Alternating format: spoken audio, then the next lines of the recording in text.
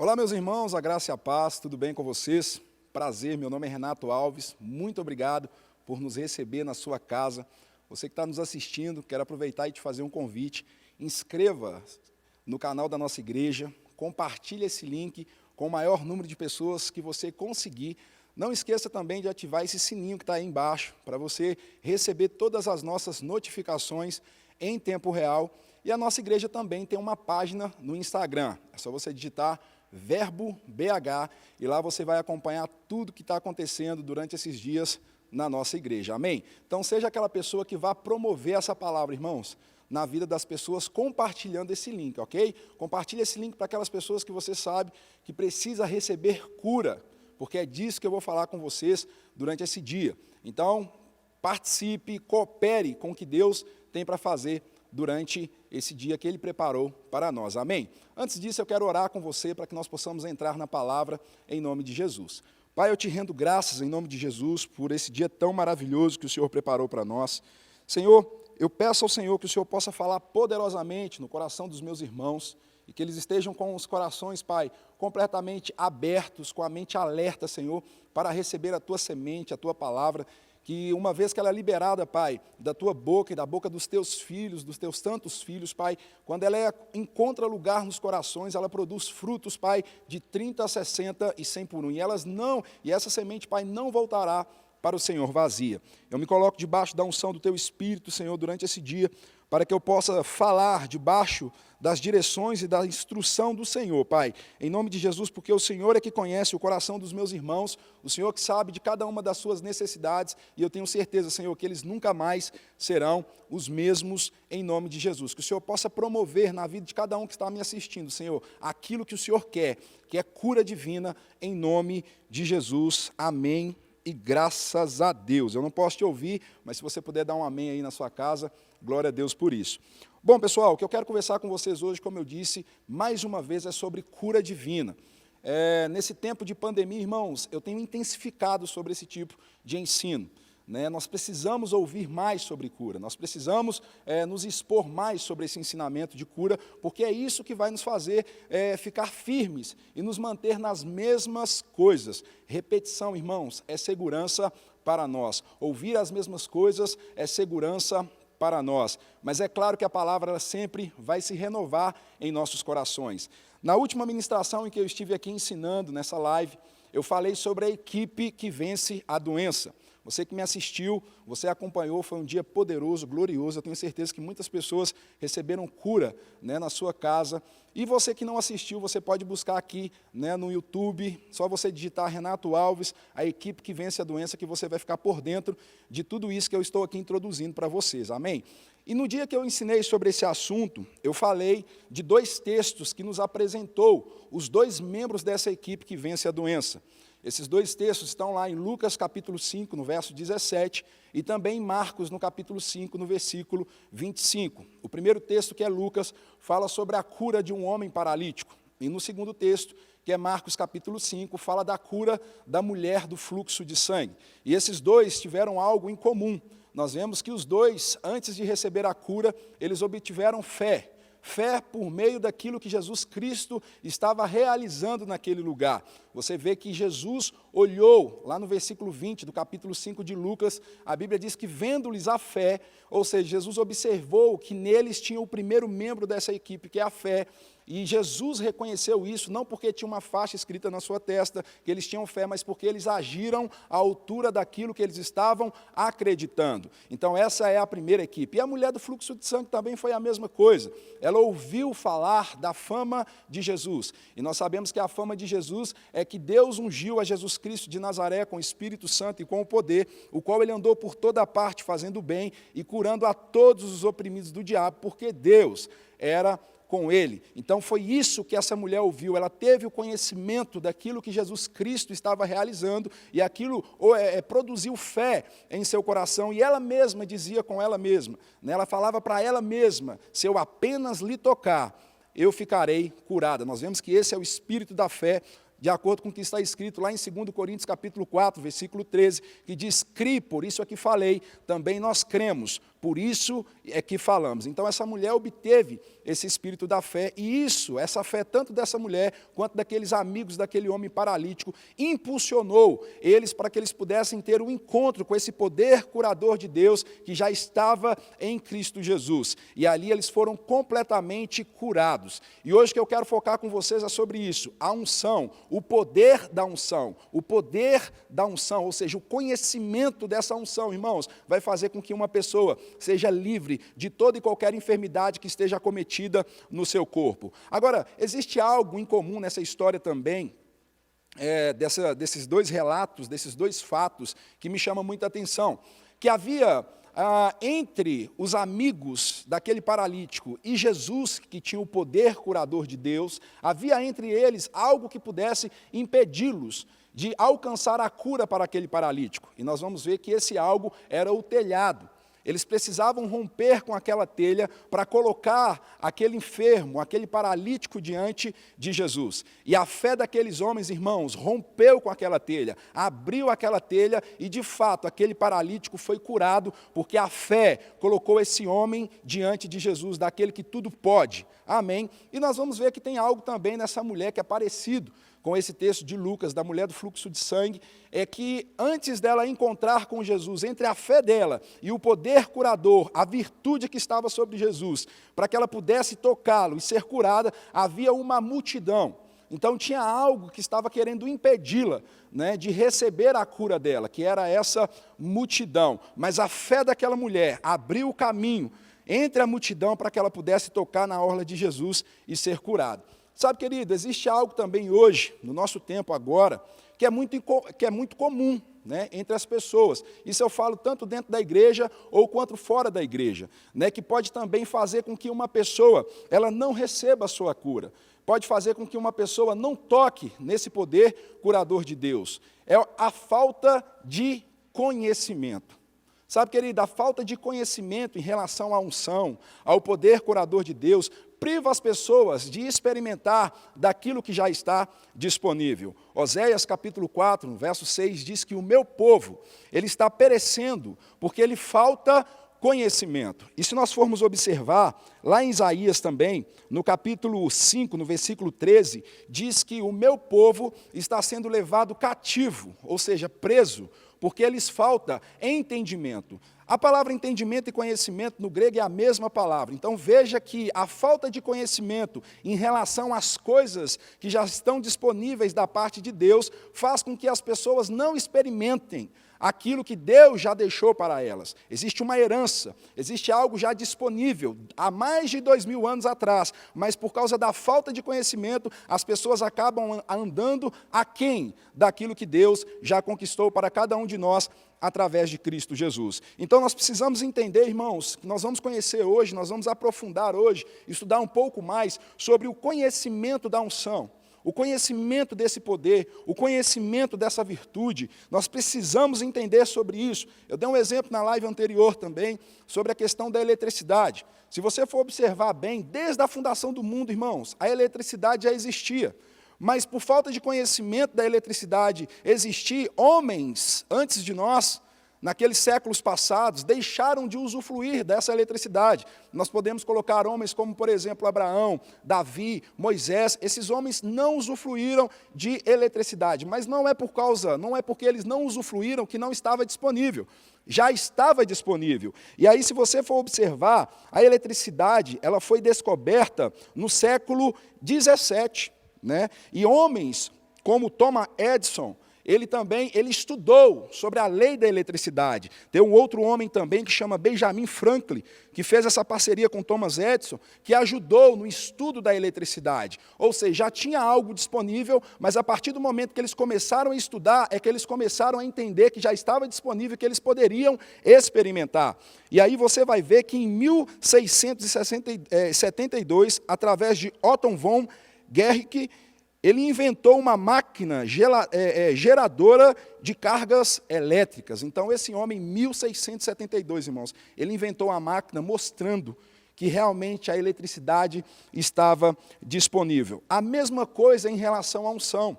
A unção, por mais que você não esteja vendo, A unção, por mais que você não esteja poupando com seus sentidos, seus 5 sentidos físicos, por mais que você não consiga ver, tocar, sentir, ouvir, experimentar, né, com o paladar, por mais que você não consiga ver naturalmente falando, ela já está disponível.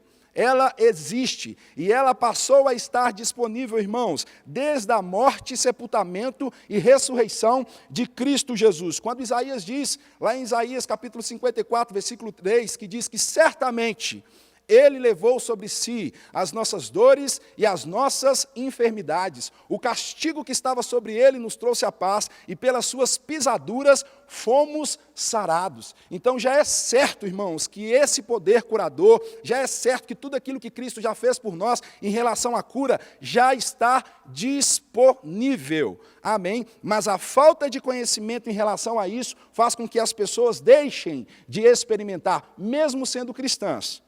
Então nós precisamos entender, irmãos, sobre a unção, nós precisamos conhecer mais sobre o poder que a unção tem. Lá em 1 Pedro capítulo 2, verso 24, diz que carregando Ele mesmo os nossos pecados sobre o madeiro, para que nós, mortos para os pecados, vivamos para a justiça. Por suas chagas fomos sarados. Então você vai ver que tanto em Isaías 54:3, em 1 Pedro 2:24, diz que certamente o tempo verbal já aconteceu. E 1 Pedro 2:24 fala que nós já fomos sarados. Tempo verbal passado, já aconteceu, já está disponível. O que nós precisamos agora é conhecer mais sobre esse assunto e se aprofundar mais para que nós possamos usufruir de tudo que esse poder curador de Deus já deixou disponível para nós. Eu não posso te ouvir seu amém, mas se você puder dar um amém aí onde você está, glória a Deus por isso, amém? Então, a primeira coisa que nós precisamos entender, o que é a unção? Amém? Nós precisamos entender o que é a unção. A unção, irmãos, nós podemos chamar de poder curador. Como Lucas capítulo 5, verso 17, fala que o poder curador estava com Jesus. Nós também podemos chamar essa unção de virtude. Quando aquela mulher do fluxo de sangue, lá em Marcos capítulo 5, versículo 30, toca em Jesus, virtude, poder saiu de Jesus Cristo. Nós também podemos falar que a unção é essa virtude. E Isaías capítulo 10, verso 27, diz que a unção, ela despedaça o jugo. Então significa que também a unção, o poder, ou o poder curador, ou virtude, também pode ser chamado de unção. A palavra Espírito Santo, o Espírito Santo também é a própria unção. Nós vemos lá em Atos capítulo 1, versículo 8, que Jesus diz, não se ausentem de Jerusalém, enquanto vocês não forem revestidos de poder do alto. Ali Jesus Cristo, Ele está falando sobre a unção do Espírito sobre nós. Essa unção que despedaça jugo, essa virtude, esse poder curador, é disso que Jesus Cristo está falando. Então todos esses nomes que eu falei para você aqui agora, poder curador, virtude, unção, Espírito Santo, são sinônimos. Amém? Nós precisamos entender e compreender isso. Agora, qual é, irmãos, o propósito dessa unção? Jesus vai nos ensinar isso lá em Lucas, no capítulo 4, no versículo 18, onde ele diz, o Espírito do Senhor está sobre mim, pelo que me ungiu para evangelizar os pobres, enviou-me para proclamar libertação aos cativos e dar restauração à vista aos cegos, para pôr em liberdade os oprimidos e apregoar o ano aceitável do Senhor. Então veja que um dos propósitos da unção é exatamente isso que Jesus Cristo está dizendo, que o Espírito do Senhor estava sobre ele, pelo que ungiu para. Então veja que a unção, ela realiza algo na vida das pessoas. E esse para aqui, Jesus vai mostrar que foi para proclamar libertação aos cativos. Essa palavra libertação significa remissão, significa perdão dos pecados. Eu gosto muito do que está escrito em Colossenses, no capítulo 1, no versículo 13, que diz que Ele nos tirou do império das trevas e nos transportou para o reino do Filho do seu amor, em quem nós temos a redenção, ou seja, a remissão dos nossos pecados. Então, em Cristo Jesus, pela unção que estava sobre Ele, tudo que Jesus Cristo cumpriu, trouxe para nós, irmãos, a redenção. Trouxe para nós o resgate, trouxe para nós, irmãos, a libertação em todos os aspectos que você possa imaginar. Essa unção que estava sobre Jesus também, Ele deu restauração e vista aos cegos. Então veja que essa unção exatamente é para curar, essa unção é exatamente para abrir os olhos das pessoas. E quando você vai observar também o outro terceiro ponto aqui do que essa unção pode fazer e proporcionar na vida de uma pessoa, é colocar essa pessoa em liberdade. E que pessoa é essa que é colocada em liberdade? Pessoas que estão sendo opressas, pessoas que estão sendo oprimidas, em todos os aspectos, seja na sua condição física ou seja na sua condição emocional. Essa unção, irmãos, ela tem poder sim de tirar uma pessoa dessa condição. Foi para esse propósito que Jesus Cristo veio e ele mostrou como é que essa unção opera. E nós vamos ver lá em 1 João capítulo 3, no versículo 8, diz assim: aquele que pratica o pecado procede do diabo, porque o diabo vive pecando desde o princípio. Para isso se manifestou os filhos de Deus, para destruir as obras do diabo.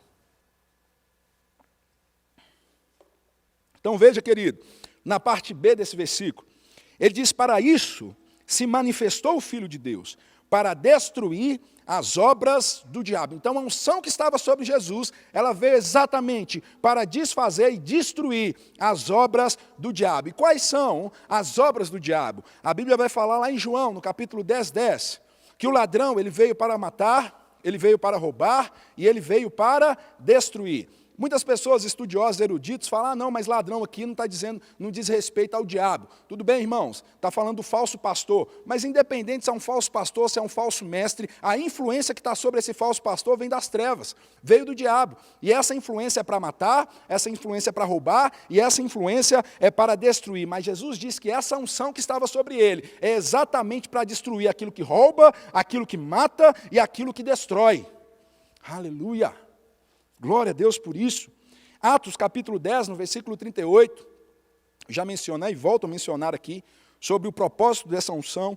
Diz que como Deus ungiu a Jesus de Nazaré com o Espírito Santo e com poder, o qual ele andou por toda parte fazendo bem e curando a todos, não foi alguns, porque Deus não faz acepção de pessoas, mas a todos, aqueles que recebem, aqueles que desejam, aqueles que aceitam, aqueles que de fato estão disponíveis para receber aquilo que Jesus está oferecendo. Ele falou assim: a todos os oprimidos do diabo, porque Deus era com ele.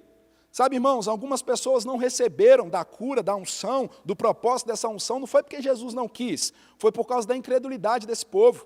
Foi por causa da incredulidade de alguns, foi por causa que alguns ficaram considerando Jesus de uma maneira familiar, porque conhecia Jesus, que cresceu, nasceu, cresceu, se desenvolveu, era filho de Maria e de José. Aí, por causa da familiaridade, as pessoas deixavam de receber, mas essas pessoas que deixaram de receber não foi porque Jesus não quis curar elas, mas porque elas que não quiseram receber daquilo que Jesus estava oferecendo. Mas o texto fala aqui que Jesus curou a todos, e que todos são esses, todos aqueles que estavam com o coração aberto para receber aquilo que Jesus Cristo estava oferecendo através da unção. E ele diz: a todos os oprimidos do diabo. Então, é o diabo que oprime. É o diabo que mantém uma pessoa nessa condição, e ele oprime com enfermidade, mas a unção ela veio com o propósito para destruir essa enfermidade. Uma vez que nós sabemos que a unção ela tem esse propósito, um dos propósitos da unção é destruir a enfermidade. Eu gosto muito do que está escrito lá em Isaías, no capítulo 10, no versículo 27. Acompanha comigo na sua Bíblia, por favor. Isaías, no capítulo 10, no verso 27, diz assim: e acontecerá naquele dia, que a sua carga será tirada do teu ombro, e o seu jugo do teu pescoço, e o jugo será despedaçado por causa da unção. Eu estou lendo aqui na revista Almeida Revista Corrigida, ok? Então, na Almeida Revista Corrigida vai falar que o jugo despedaça, aliás, a unção despedaça o jugo. Se você for ler na ARA, Almeida Revista Atualizada, você vai ver que está escrita a palavra gordura. Mas tanto a palavra gordura quanto a palavra unção está falando da mesma coisa. Então, veja que o propósito da unção é despedaçar o jugo. Agora, se eu não entendo realmente o que é jugo, eu fico sem saber qual é o propósito real, um dos propósitos real da unção. Então, nós precisamos estudar o que significa jugo aqui. E a palavra jugo, ela é usada de 3 formas diferentes na Bíblia. você vai ver que essa palavra jugo ela é falada no sentido literal, essa palavra jugo ela é falada também no sentido figurativo, e essa palavra jugo ela também é falada no sentido simbólico. E agora eu preciso aprender em qual sentido que Isaías está falando, para entender como é que essa unção age de maneira eficaz para despedaçar qual tipo de jugo, ok? E aí, no sentido literal, a palavra jugo, ela é considerada como um arreio, né? Ela era considerada como um arado, uma ferramenta agrícola, que era colocada sobre o pescoço de dois animais, e passava-se uma trave entre esses dois animais, e atrás tinha uma base. E eles colocavam todo tipo de peso nessa base, esses animais tinham que puxar essa carga. Então eles puxavam o peso, mas eu creio que você também pensa como eu. Eu não acredito que Isaías está falando aqui que a unção de Deus foi dada para destruir um objeto ou uma ferramenta agrícola. Então nós vamos eliminar aqui o sentido literal dessa palavra. No sentido figurativo, nós vamos ver que Jesus Cristo, ele também fala nos seus ensinamentos sobre a palavra jugo. E você vai ler comigo lá em Mateus, no capítulo 11, no versículo 28, diz assim: Vinde a mim, todos que estáis cansados e sobrecarregados, e eu vos aliviarei. Tomai sobre vós o meu jugo e aprendei de mim, porque eu sou manso e humilde de coração, e achareis descanso para a vossa alma, porque o meu jugo é suave e o meu fardo é leve. Muitas pessoas fazem confusão com esse texto, porque não entendem, acham que Isaías 10, 27 veio para destruir esse tipo de jugo que Jesus está ensinando. Ou às vezes nem toca, né, porque não sabem o que Jesus está dizendo aqui. Mas eu quero aqui trazer uma clareza em relação a esse texto, para que você possa compreender um pouco melhor sobre o sentido figurativo da palavra jugo, quando Jesus usa em Mateus capítulo 11, verso 28. Aqui Jesus pega emprestado, irmãos, uma frase dos rabinos daquela época. Os rabinos, eles usavam essa frase, ou essa palavra jugo, de uma maneira figurativa, para poder nos ensinar algo, ou ensinar aquele povo daquela época algo. A palavra, quando ela era aplicada na frase dos rabinos, era para descrever que um mestre, quando ele ensinava para o seu aprendiz, os ensinamentos desse mestre, uma vez que era compartilhada com esse aprendiz, e o aprendiz recebia desses ensinamentos, aquele ensinamento era o jugo. E o aprendiz, uma vez que ele pega aqueles ensinamentos, ele carregava esses ensinamentos, então significava que ele carregava o jugo do seu mestre, ou seja, os ensinamentos do seu mestre. O que me prova isso é o versículo 29 desse texto aqui de Mateus capítulo 11, que diz: Tomai sobre vós o meu jugo e aprendei de mim. Então veja que Jesus está ensinando, associando jugo com aprender. Então, Jesus está dizendo aqui que esse jugo dele é os ensinamentos dele. Ou seja, você se torna um aluno de Jesus, você se torna um discípulo de Jesus. Isso mostra, irmãos, que a vontade de Jesus, de fato, é nos instruir. Ele está chamando: vinde a mim todos que estão cansados e sobrecarregados, porque eu vos aliviarei. Tomai sobre vós o meu jugo. Então, ou seja, as pessoas chegam cansadas, chegam sobrecarregadas na igreja, mas uma vez que elas recebem os ensinamentos de Jesus, o jugo de Jesus, esse jugo, ou seja, é um ensinamento de Cristo, torna-se para ela um jugo, um fardo leve e suave. Por quê? Porque os ensinamentos de Cristo é a verdade de Jesus. E a verdade de Jesus, ela vem com um objetivo. João 8,32 diz que conhecereis a verdade e a verdade vos libertará. E é isso que Jesus está ensinando aqui. Tornam-se estudiosos meus, tornam-se alunos meus, tornam-se meus aprendizes, os meus discípulos, porque uma vez que você recebe a minha palavra, você vai ter agora um fardo leve e suave. Aleluias por isso. Então nós vamos eliminar também aqui o sentido figurativo, porque a unção de Deus, ela não foi dada para destruir os ensinamentos de Jesus, e nem mesmo seus aprendizes, porque o reino dividido ele não subsiste. Então essa unção de Isaías aqui está falando de algo específico que ela veio para destruir, e aí nós vamos aplicar no sentido simbólico. A palavra jugo no sentido simbólico, irmãos, ela se torna um símbolo de fardo e de opressão. Qualquer coisa que seja um fardo e que oprima a sua vida pode ser considerada ou mencionada como o jugo. Então veja que a unção ela veio para despedaçar o jugo da opressão. como fala em Atos capítulo 10, verso 38, e como também fala em Lucas capítulo 4, versículo 18, que ele veio colocar em liberdade os oprimidos. Ele veio curar todos os oprimidos do diabo. Então isso era o jugo no corpo físico de uma pessoa, e existem várias outras passagens que falam e associam opressão com enfermidade, e essa unção ela veio para despedaçar esse jugo que é considerado nesse sentido simbólico, que é a enfermidade, que é a opressão. Agora, para começarmos aqui a chegar no ápice do que eu quero falar com vocês, nós precisamos entender qual é o veículo que a unção utiliza para poder curar as pessoas, para poder, de fato, destruir o jugo que está sobre a vida de uma pessoa.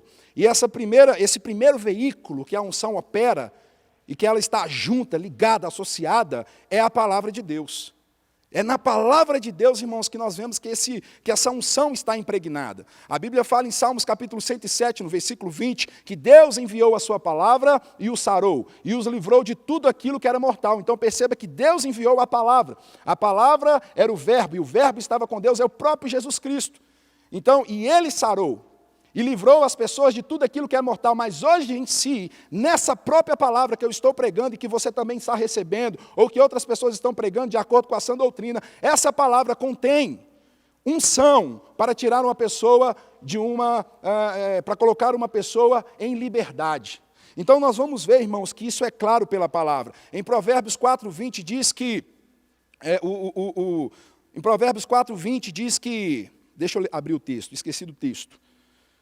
Provérbios 4:20, lembrei, filho meu, atenta para as minhas palavras, aos meus ensinamentos inclina os teus ouvidos, não os deixe apartar dos teus olhos, guarda-os no mais íntimo do teu coração, porque é vida para aqueles que o acham, e saúde para todo o seu corpo.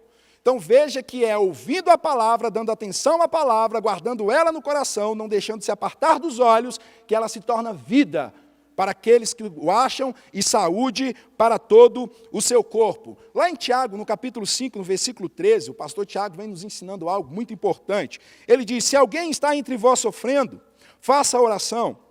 Está alguém alegre? Cante louvores. Está alguém entre vós doente? Chame quem? Os presbíteros da igreja. E estes façam oração sobre ele, ungindo-o com óleo em nome do Senhor.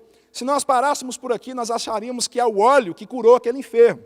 Mas o texto aqui continua e nos mostra o que é que fez com que aquele enfermo pudesse ser levantado. E a Bíblia fala: e a oração da fé salvará o enfermo, e o Senhor o levantará, e se houver cometido pecados, lhe ser-lhe-ão perdoados. Então veja que a oração da fé, irmãos, é que levantou o enfermo. E o que é a oração da fé? É orar de acordo com a palavra, porque na palavra contém a unção que despedaça o jugo na vida de uma pessoa. Oh, aleluia! Glória a Deus por isso. Amém. Então veja, um outro texto que eu quero ressaltar aqui com vocês é sobre o centurião. Mateus capítulo 8, verso 7, mostrando que a unção, o veículo pelo qual ela utiliza para poder curar pessoas, é a palavra. Mateus capítulo 8, verso 7 e 8, diz assim: Jesus lhes disse: eu irei curá-los. Mas o centurião respondeu: Senhor, não sou digno que entre na minha casa, mas apenas manda com que uma palavra, e o meu rapaz será curado. Ouvindo isto, admirou Jesus e disse aos que o seguiam: em verdade vos afirmo que nem mesmo em Israel achei fé como essa. Então perceba que o centurião não precisou que Jesus fosse até a casa dele para curar o servo dele. Mas o centurião falou: fala apenas uma palavra, Senhor, porque nessa palavra contém a unção para curar uma pessoa da condição em que ela está. E ele considerou, irmãos, o que fez com que Jesus admirasse esse centurião foi porque ele considerou a palavra como o próprio Jesus dentro da sua casa. Sabe, querido, não existe limite para que essa palavra possa operar na sua vida. Aonde você está agora, eu libero uma palavra sobre você, para você sair agora dessa condição em nome de Jesus. Você pode receber essa palavra, irmãos, e essa palavra vai despedaçar, sim, o jugo da enfermidade que estava te oprimindo. Amém por isso? Então veja que é por meio da palavra que a unção também opera. E o outro veículo para nós finalizarmos, está relacionado a nós mesmos. Nós somos portadores dessa unção. Nós somos portadores desse poder. Nós somos portadores dessa virtude. E sabe de uma coisa, meu irmão? O dia que você nasceu de novo, esse poder, ele passou a operar dentro de você agora. Ele está operando exatamente nesse exato momento, dentro de você. E esse poder é exatamente o poder curador pelo qual Jesus andava fazendo curas, milagres. E esse poder está tocando na sua vida aí nesse exato momento. No momento que você nasceu de novo, aceitou Jesus, esse poder agora passou a habitar dentro de você.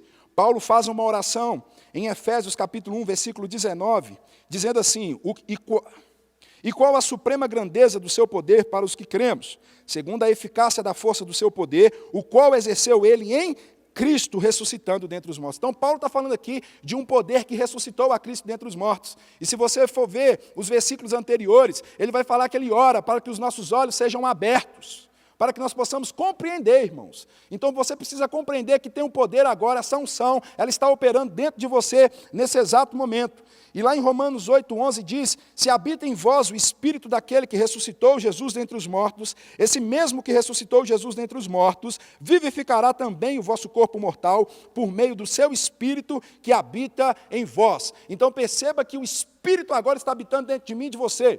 E esse é o mesmo Espírito que ressuscitou Jesus dentre os mortos. O texto de Romanos aqui, irmãos, não está falando de cura. O texto de Romanos aqui, capítulo 8, versículo 11, está falando do dia em que nós formos encontrar com Jesus Cristo nos ares, esse Espírito vai vivificar o nosso corpo mortal. Mas sabe de uma coisa, irmãos? Por que eu coloquei esse texto aqui? É para que você entenda que se esse Espírito tem o poder de vivificar o nosso corpo mortal naquele dia, quanto mais agora, irmãos, nos manter em saúde plena, ou então você que já é filho de Deus, restaurar completamente o seu corpo físico e as suas emoções. Esse Espírito tem a capacidade de fazer isso. Como eu disse, a palavra Espírito Santo também pode ser associada como unção. E o último versículo que eu quero ler com vocês está em Efésios capítulo 3, versículo 20. Ora, aquele que é poderoso para fazer infinitamente mais do que tudo quanto pedimos e pensamos, conforme o seu poder que opera onde, irmãos? Em nós. A ele seja a glória na igreja e em Cristo Jesus para todas as gerações e para todo o sempre. Amém. Então perceba que tem um poder agora que está operando dentro de mim, está operando dentro de você. Então perceba que isso não está fora, ele está dentro de você, ele está tocando em você agora. Ele está operando na sua vida agora. Como é que você ativa esse poder? Pela fé, ouvindo a palavra de Deus. E esse poder tem a capacidade de restaurar tudo que você precisa para ser restaurado. Amém. Então veja, irmãos, que não é a falta de poder, não é a falta de unção, não é falta de virtude, isso tem e sobra, mas é a falta de conhecimento da unção, é a falta de conhecimento desse poder que faz com que as pessoas talvez não recebam a cura e que talvez não mantenham a cura nos seus corpos. Então eu quero finalizar dizendo para você que você hoje é um agente transmissor desse poder, é um agente transmissor dessa unção. A Bíblia fala em Marcos capítulo 16, versículo 15, que nós imporemos as mãos sobre os enfermos e eles serão curados. Sabe, querido, na última ministração que eu fiz, eu trouxe os princípios daquilo que aquela mulher do fluxo de sangue fez e que os amigos fizeram, apresentando o poder curador e a fé. Mas sabe de uma coisa? Se tem um personagem que nós devemos, ou uma pessoa que nós devemos nos identificar, não é a mulher do fluxo de sangue, nem mesmo os amigos, mas nós devemos nos identificar com Jesus Cristo. Sabe, querido, qualquer pessoa que tocar em você, que esteja com Covid, deixa eu dizer uma coisa, o que está em você é muito maior do que o que está nele, e essa pessoa vai ser completamente curada. Porque o que está sobre você, meu irmão, é o Espírito de Deus. O que está dentro de você é essa usina de energia, o poder de Deus que opera para que as pessoas possam ser curadas. Amo vocês. Muito obrigado por me receber na sua casa. Muito obrigado por receber essa palavra. E eu vou continuar pregando sobre cura nesse tempo que as pessoas precisam ouvir. E eu declaro em nome de Jesus que nós teremos muitas testemunhas de pessoas que através da live receberam cura no poder que há no nome de Jesus. Sejam todos abençoados na prática dessa palavra.